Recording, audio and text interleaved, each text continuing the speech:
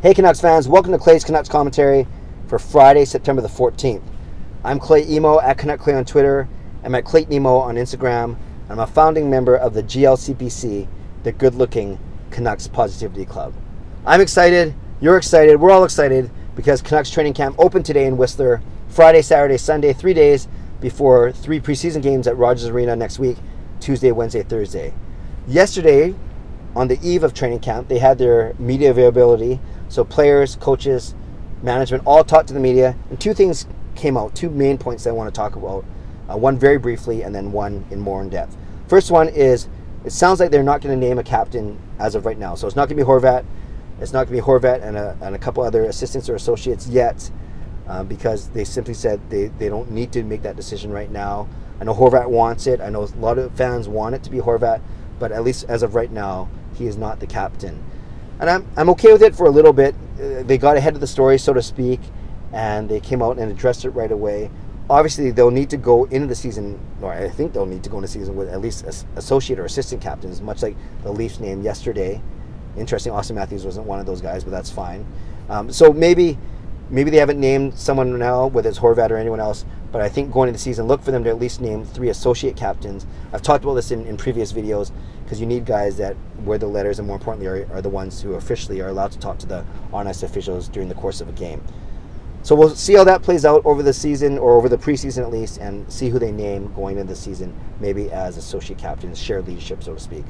What I want to talk about more is Brock Boeser.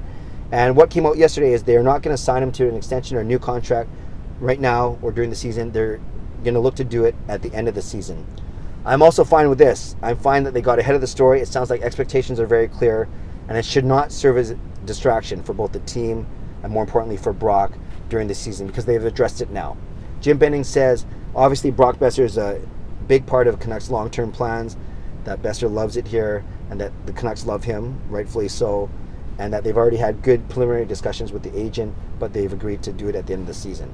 Boeser said the same thing. He loves the city. I've read that he loves how active the city is, how beautiful it is, and how much he loves sushi. No wonder Brock and I get along so well. Brock, don't forget you're going to be in one of my future music videos, you promised. So it's cool that Boeser is on the same page. Boeser and his agent are on the same page as Canucks management, and that it won't be a distraction throughout the season. Boeser can focus on what he should focus on, and that's playing good hockey. And of course, the better he does this year, the better the team does, the better it'll be for his contract in the long run. So today's video is about that contract. It might be a year away from doing it, but what's your prediction on the term and the money? Leave a comment below and we can talk about it. I'd love to see what you guys say, and let's crunch some numbers together. But a couple of presumptions first. Let's presume that Boeser stays healthy and it basically scores at the same rate or a bit better than last year. So last year he had 55 points in 62 games, just under a point per game. Let's presume this season he gets 75 to 82 games, and so he's healthy for the whole year, and he gets between 75 and 80 points. Let's just say that. I think it's reasonable. It would likely make him the highest scoring player on the team. Let's also presume that it's going to be a long-term contract, and that's what both sides were talking about yesterday. So I don't expect it to be a 2 or 3 year bridge. Let's presume that we're talking about a long-term contract. So a couple factors that we got to consider, and then let's talk about the numbers. As you may have seen on other blogs, the Canucks hold all of the bargaining power, so to speak, because of a combination of the year that Boeser started playing, he was 20, and the year that and the fact that he only played 9 games, not 10. If you can follow this, of his 3-year entry-level contract, when he played, at the end of the 2015-2016 season, the 2016-2017 season, when he played those 9 games, he in essence used the first of his 3 years. So that makes sense, because he signed the contract and he ended up playing. He used the first of those 3 years. But the second more important part is because of his age, because he was 20 years old, he actually does not get arbitration rights, and other teams cannot offer sheet him. Now we know that the offer sheets are very, very rare in the NHL, but arbitration isn't rare. But he cannot take the Canucks to arbitration because of the combination of basically the age that he started playing. So for all this, then he's entering his 3rd season, so his last year of his 3-year entry-level contract, but he will not have arbitration rights. So the Canucks have a tiny bit of bargaining power, more leverage is a better way of putting it, I guess.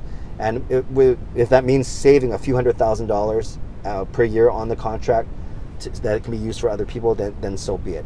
I don't I don't think that would be an issue anyways. We've seen the way that they work with Bo Horvat. Didn't get close to arbitration. At least it didn't feel like it. So I don't think that would be an issue anyways. So let's talk about numbers. Boeser, we know, was drafted at the end of 2015, maybe a steal at 23rd pick overall in 2015. So I went back, just for the heck of it, to the 2014 guys. And I had to look at 3 top players from the 2014 draft class who would have been in similar situations or signed contracts last year. So right at the top was Leon Draisaitl. And we know that he signed with the Oilers for 8 years, $8.5 million. So 8 years at 8.5.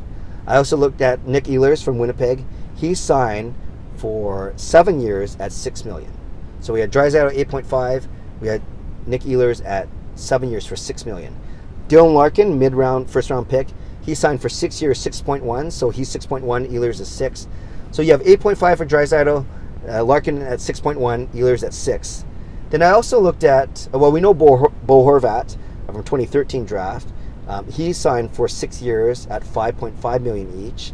So we think that Boeser's going to make more than Horvat and make more than Eriksson, who makes 6 years, $6 million at 6 years each. We know that too. And so I think Boeser will make more than Eriksson at $6 million, make more than Horvat at $5.5 million. And then the comparison that I'm hearing a lot about because of the same situation, you know, that explanation I tried to give about being an older player or 20 years old, but using, you know, the first year of the 3 years and not having arbitration rights. Johnny Gaudreau had the exact same situation a couple years ago. Now, I don't expect Boeser to hold out like Gaudreau did and not report to training camp. And we know that Gaudreau ended up with a 6-year, $6.75 million deal. Again, 6 years, 6.75. So I basically threw out five comparables there. Draisaitl, 8 years, 8.5. Ehlers, 7 years at 6. Larkin, 6 years at 6.1. Horvat, 6 years at 5.5. And Gaudreau, 6 years at 6.75. You look at all those, I think Gaudreau is probably the best case or the best comparison. I don't think he's going to make Draisaitl money. You could argue that Edmonton overpaid Draisaitl to have him stay with Connor McDavid. So I don't think Boeser's going to get in the 8.5 range. So let's take that off.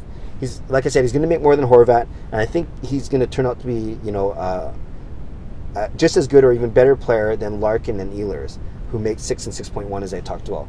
So does Boeser make somewhere between 6.5 and 7? That's what I see. You know, there's a small chance, there's always a risk of regression for him, but I don't see it. He's going to be on the top power play. He's going to be on the top line. Yes, he's going to see tough matchups on defense, but he's also going to be a year smarter, a year stronger, a year better skater. And Boeser has worked on his skating over the summer. We know that. So I look for Brock Boeser to sign a 6 or 7 year contract at $7 million. Basically, very close to Johnny Gaudreau.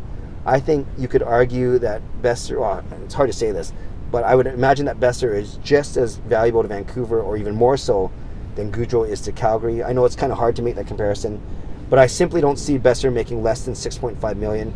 Presuming he stays healthy, presuming he stays at a point per game clip, I predict a 6 or 7 year contract for $7 million per. It'll make him the highest paid forward on the team, like I said, the highest paid player on the team, and rightfully so, because I think the team is going to build around, obviously, guys like him, Horvat, Hughes, and Pettersson. So if you want me to sit on the fence, I'm going to go $7 million, 7 years, 7 years at $7 million. So a $49 million contract for Brock Boeser between the end of the season and the start of next season. So look for the big summer, especially be a really good, feel-good story as the Canucks enter in their 50th anniversary season next year. So again, my prediction, 7 years at $7 million for Brock, a $49 million contract to be announced next summer. Canucks fans, what do you think? Am I too high, too low? Am I in the right term or not? Am I in the right ballpark when it comes to the money? I love to hear what you think. How much would you pay? How much do you think the Canucks will pay Brock Boeser? And what kind of term is he going to sign for next year? Leave a comment below. I love to read, reply, and react to it. Subscribe to this channel if you haven't done so already. Give this video a like, and have a great day. Enjoy training camp. Excited to see what happens with this team. God bless, and go Canucks go.